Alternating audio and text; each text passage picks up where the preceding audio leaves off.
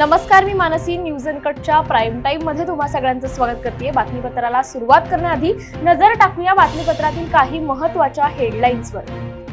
अमरावतीच्या अचलपूरमध्ये योगी आदित्यनाथांची सभा उत्साहात संपन्न. सभेला बावनकुळे यांच्यासह प्रमुख नेते पदाधिकारी उपस्थित.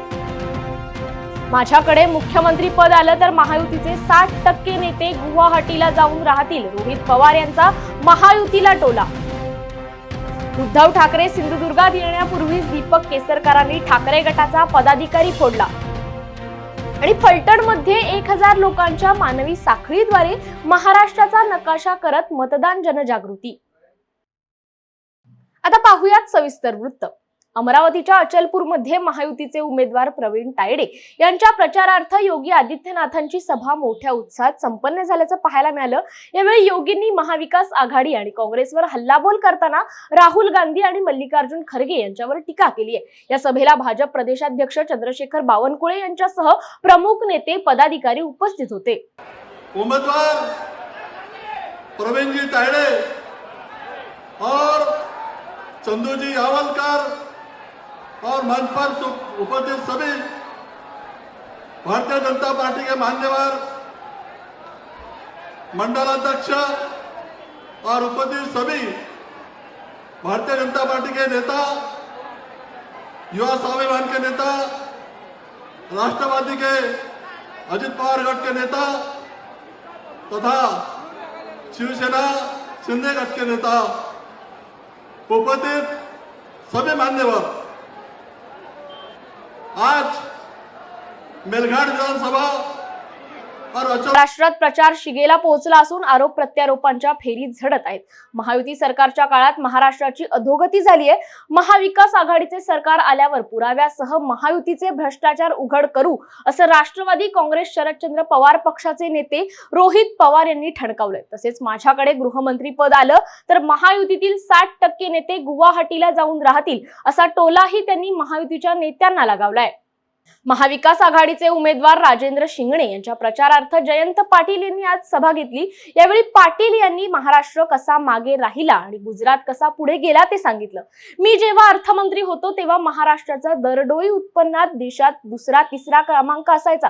मात्र 2014 मध्ये मोदी दिल्लीत आणि फडणवीस राज्यात बसले आणि 2016 मध्ये मागे असणारे गुजरात पुढे गेले. आपण 6व्या क्रमांकावर गेलो. आज आकडेवारी काढली तर देशात आपल्या राज्याचा 11वा क्रमांक आहे. कुठे नेऊन ठेवलाय महाराष्ट्र असा सवाल जयंत पाटील यांनी यावेळी केलाय. रामटेक मतदारसंघात महाविकास आघाडीत उघड फूट पडल्याचं चित्र आहे. महाविकास आघाडीत रामटेकची जागा ठाकरेंना सोडण्यात आली असून त्या ठिकाणी ठाकरेंनी विशाल बरबटे यांना उमेदवारी दिली आहे. मात्र त्यांच्या उमेदवारी विरोधात काँग्रेसच्या राजेंद्र मुळक यांनी बंडखोरी केली आहे. काँग्रेसने राजेंद्र मुळक यांना पक्षातून निलंबित केलं असलं तरी रामटेकच्या प्रचार सभेत उघडपणे काँग्रेस नेते मुळक यांच्या पाठीशी असल्याचं चित्र समोर आलंय. वेळ झाली आहे बातमीपत्रात छोट्याशा विश्रांतीची. कुठेही जाऊ नका, पाहत रहा न्यूज अनकट. भारताला आधीपासूनच क्रीडा क्षेत्राचा समृद्ध वारसा लाभलाय. याच देशाने कुस्तीमध्ये खाशाबा जाधव, सुशील कुमार, विनेश फोगाट, बजरंग पुनिया, हॉकीमध्ये मेजर ध्यानचंद, बलबीर सिंह, धनराज पिल्ले, सिनियर बॅडमिंटनमध्ये अपर्णा पोपट, PV सिंधू, सानिया नेहवाल, शूटिंगमध्ये अंजली, क्रिकेटमध्ये सुनील गावस्कर, सचिन तेंडुलकर, महेंद्रसिंग धोनी अशा विविध क्रीडा क्षेत्रात असंख्य खेळाडू दिले तर भविष्यात पुढे तयारही होत आहेत. आता याच खेळाच्या धर्तीवर आम्ही आपल्यासाठी एक क्रीडा वाहिनी घेऊन येत आहोत. आता तुम्ही म्हणाल कितीतरी आहे, तुमच्याकडे काय आहे वेगळं? तर आम्ही बाकी वाहिन्यांसारखे सर्व क्रीडा क्षेत्रातील माहिती तर दाखवूच, पण त्याचबरोबर तुमच्या भागातील छोट्या छोट्या खेळ महोत्सवाला आम्ही मोठं स्वरूप देऊ. तुम्ही आयोजन करत असलेल्या कबड्डी, खो खो, कुस्ती, हॉकी, मल्लखांब, फुटबॉल अशा अनेक खेळाला आम्ही देणार आहोत एक ग्रँड लुक.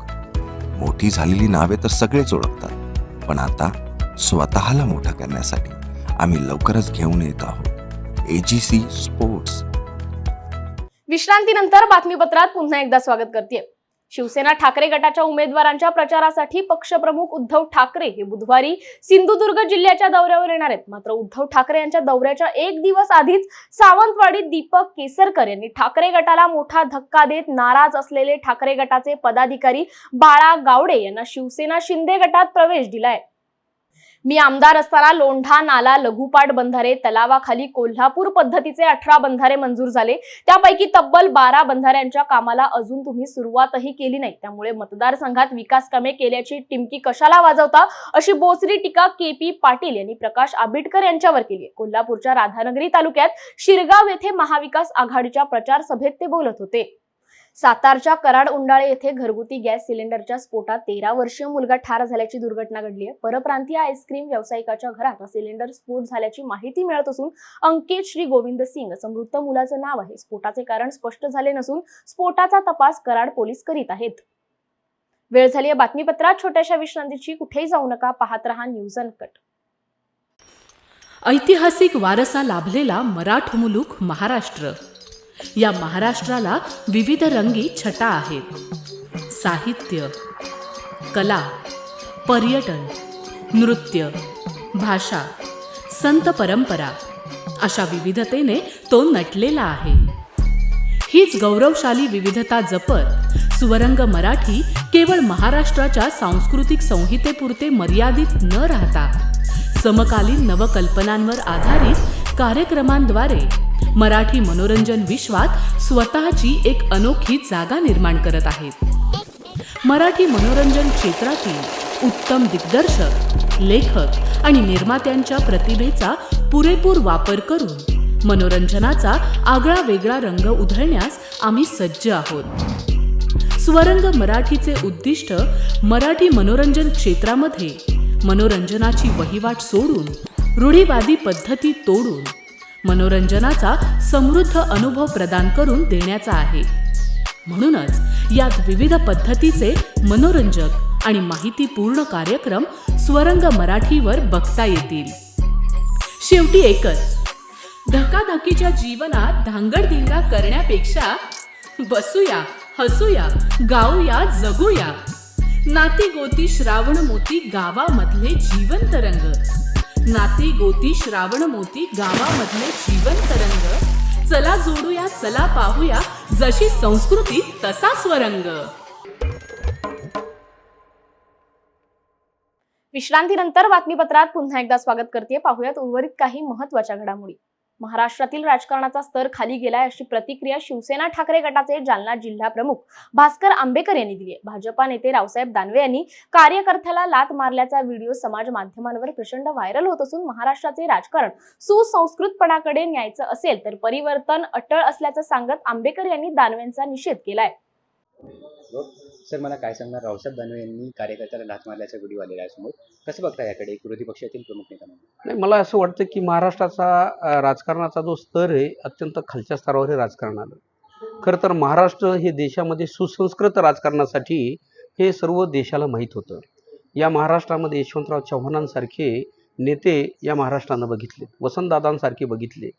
आपल्या कार्यकर्त्याला आपल्या जेवणाच्या टेबलपर्यंत येऊ देणारे वसंतदादा पाटील, कार्यकर्त्यांच्या पाठीवर सातत्यानं प्रेमाची थाप मारणारे यशवंतराव चव्हाण. आणि मला असं वाटतं की त्याच महाराष्ट्राला आज हे बघावं जे लागतंय हे महाराष्ट्राचं दुर्दैव आहे. कारण माहिती आहे का, सत्ता ही पचवणं सोपं नसतं.